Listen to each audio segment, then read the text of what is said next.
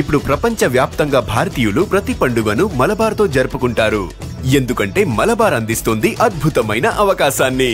ఇది మీ పండుగలను మరింత ప్రత్యేకంగా చేస్తుంది. కాబట్టి ఇప్పుడు ఎక్కువ సేవింగ్, ఎక్కువ సంతోషాలు, ఎక్కువ సంబరాలు. ప్రతి పండుగకు మలబార్ గోల్డ్ అండ్ డైమండ్స్. అమ్మ చెప్పండి, శివశంకర్ ఎన్ని గంటలకి ఇంటి నుండి బయలుదేరి వెళ్ళారు? ఏం చెప్పి వెళ్ళారమ్మా చివరిగా? నాకేం చెప్పలేదు నాయన, నా కొడుకు నాకేం చెప్పలేదు. 6 గంటలకు అప్పుడు పనికి పోయి ఇంటికి నుంచి దిగకుండానే మాయా. అంతే నాకు తెలుసు.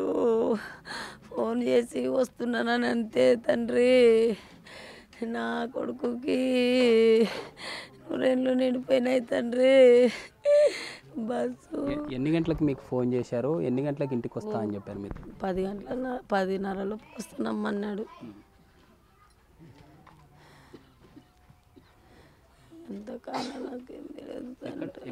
ఎక్కడున్నామని చెప్పారు? ఎక్కడి నుండి ఇంటికి వస్తూ ఉన్నామని చెప్పారు?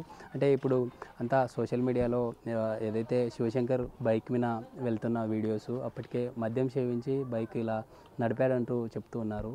మీరేం చెప్తారమ్మా తల్లిగా? అంటే మిమ్మల్ని ఇబ్బంది పెట్టాలని కాదు, బయట వస్తున్నటువంటి వార్తలను మీ దృష్టికి తీసుకున్నది తప్పు లేదా? బస్సుకు కొట్టుకున్నాడా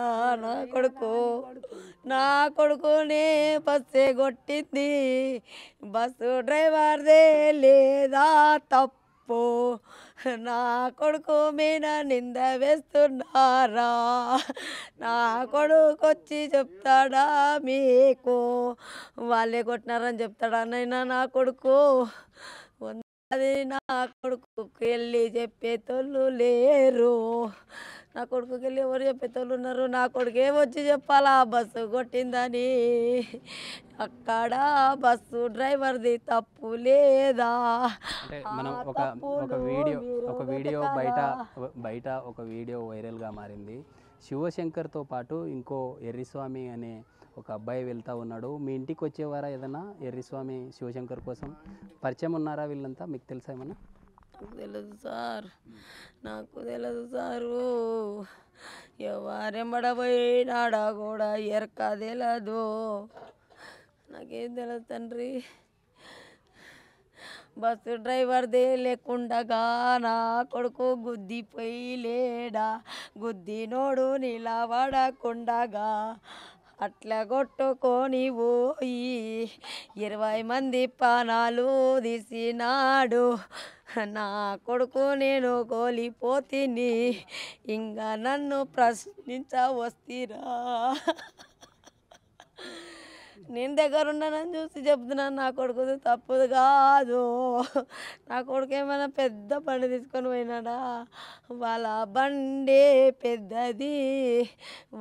నా కొడుకునే గుద్దినారు. నా కొడుకు ఎగిరి అక్కడ వాడినాడు. నా కొడుకు అట్టే ఇడ్చుకొని పోయినాడు.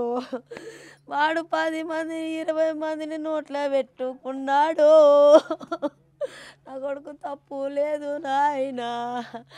కొడుకా, నేను గోలిపోతిని.